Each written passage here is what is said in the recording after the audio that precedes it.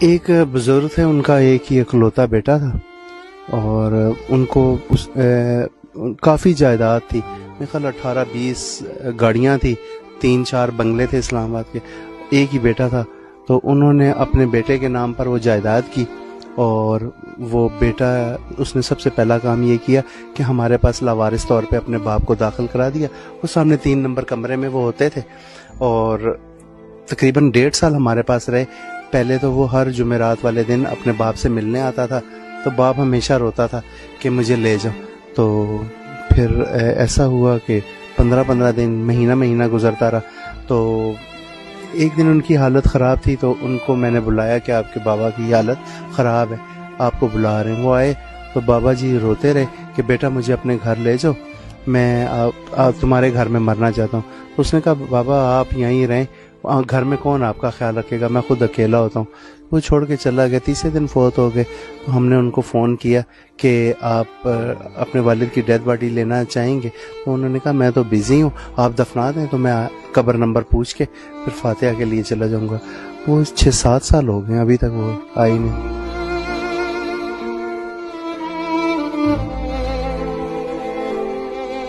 زیادہ جو تعداد میں عمر کا آپ پوچھنا چاہ رہے ہیں، ابو 65 ہوتے ہیں، یعنی بالکل لاچار۔ جب وہ گھر میں کسی کام کے نہیں رہتے، گھر والوں سے لڑائی وغیرہ کرتے ہیں یا جھگڑا کرتے ہیں، تو پھر اولاد کا پہلے ہی یہ ہوتا ہے کہ ان کو کسی لاوارث سینٹر میں اس طرح چھوڑ کے چلے جائیں، اور ہمیں پتہ بھی چل جاتا ہے کہ ان کے یہ ورثاء ہیں اور وارث ہیں۔ حتیٰ کہ ابھی 1 ہفتہ پہلے ایک بزرگ فوت ہوئے تھے، تو ان کی بیٹی کو میں نے فون کیا تو وہ یہاں پر آ کر رو دھو کر تو چلی گئی، لیکن ڈیتھ باڈی بھی وصول نہیں کی۔ یہ بھی 4 دن پہلے کی بات ہے۔ اچھا، وہ یہیں پہ آئیں اور یہاں سے ہی انہوں نے دیکھا اور چلے گی کہ آپ ہی تدفین کر؟ ہاں جی، تو پھر ہم نے قبر کا بندوبست کرا کر ان کو دفنانے کا بندوبست کیا۔ لیکن یہاں پر جو چھوڑ جاتا ہے وہ اس لیے نہیں چھوڑ کے جاتا کہ ہم بعد میں ملنے آئیں گے یا لے جائیں گے۔ زیادہ تر اس طرح ہوتا ہے کہ جو بزرگوں کو چھوڑنے آتے ہیں تو ان کو نیند کی گولی یا کوئی ایسا نشہ دیا ہوا ہوتا ہے کہ ان کے سامنے وہ نہیں بولتے۔ جب وہ 1-2 دن گزر جاتے ہیں تو پھر وہ کہتے ہیں کہ وہ تو میرے سگے بھانجے بھتیجے تھے اور وہ چھوڑ کر گئے ہیں، یہ ہمارا ایڈریس ہے۔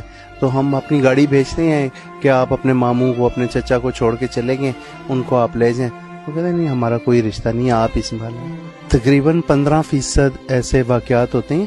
100 اگر ہمیں بزرگ ملے ہیں تو 15 جو ہیں وہ اپنے ورثہ کو ڈھونڈتے ہوئے گھر سے نکل جاتے ہیں، دماغی توازن صحیح نہیں ہوتا، کوئی گاڑی ہٹ کر جاتی ہے یا کسی وجہ سے ہاسپٹل میں داخل ہوتے ہیں، پھر ہاسپٹل والے ہمیں دیتے ہیں، پھر ہم ان کے ورثہ کو تلاش کرتے ہیں، تو 15% ان کے ورثہ مل جاتے ہیں۔ وہ بہت خوشی محسوس کرتے ہیں یہاں سے جب لے کر جاتے ہیں۔ ٹوٹل 15%، 85% تو اپنی جان چھڑاتے ہیں، کہتے ہیں بس اب عید ہی جانے اور اللہ جانے۔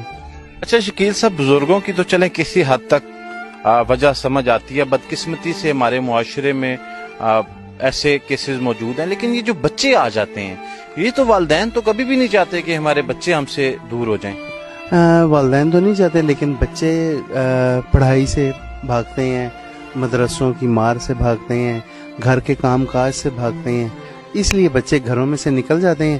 یا ایسا ہے کہ پنجاب کے لوگ نا یہاں اسلام آباد راولپنڈی میں ٹھیکے پر اپنے بچوں کو دے جاتے ہیں، 2-2 سال کا ٹھیکہ یعنی تنخواہ ان کی لے جاتے ہیں، وہ ان کے گھر کے کام کرتے ہیں۔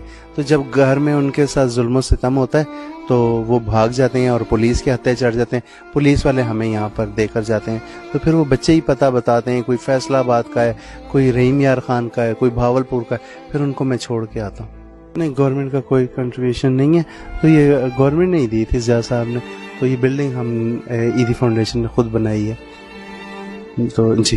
لیکن اس کے علاوہ جو مالی مدد ہے گورنمنٹ کی طرف سے وہ عوام دیتی ہے، گورنمنٹ کچھ بھی نہیں کرتی۔ تو ہم نے باہر جو 1-2 لسٹ آپ نے اویزاں کی ہوئی ہے، تو اس میں کچھ چیزیں لکھی ہوئی ہیں جس میں سے لکھا ہوا ہے کہ 3000 روپے فی بچہ، اس کا کیا مطلب ہے؟ یہ یعنی ایک بچے کا خرچہ مہینے کا پڑھائی سمیت 3000 روپے ہوتا ہے، اور بزرگ کا 6000 ہوتا ہے، اس کی ادویات، اس کا کھانا پینا اس کے پیمپر وغیرہ تو وہ 6,000 ہوتا ہے. یہ وہ ریٹ لکھا ہے کہ کوئی صاحب دینا چاہے کہ میں ایک مہینہ ایک بچے کی کفالت کرنا چاہتا ہوں تو وہ 3,000 کی رسید کٹا کے لے جائے. ایمبولینس کا 9 لاکھ روپے شاید. ہاں اگر کوئی نئی ایمبولینس خرید کے ہمیں دے تو 9 لاکھ روپے. میں یہی میسج دوں گا کہ آج آپ اپنے والدین کو چھوڑ کر جا رہے ہیں تو کل کے دن اپنے لیے بھی تیاری کر لیں. آپ کے بچوں نے بھی آپ کو انشاءاللہ یہیں چھوڑ کر جانا ہے کہ جیسا بیج بوئیں گے ویسی ہی فصل نکلے گی. آج آپ اپنے والد کو چھوڑ کر جا رہے ہیں, کل اسی والد کے پوتے آپ کو چھوڑنے آئیں گے اور یہی کمرے ہوں گے, یہی عیدی ہوم ہوگا, یہی شیلٹر ہوم ہوگا. شکیل نہیں ہوگا, کوئی XYZ کوئی اور ہوگا, لیکن آپ نے بھی آنا ادھر ہی ہے.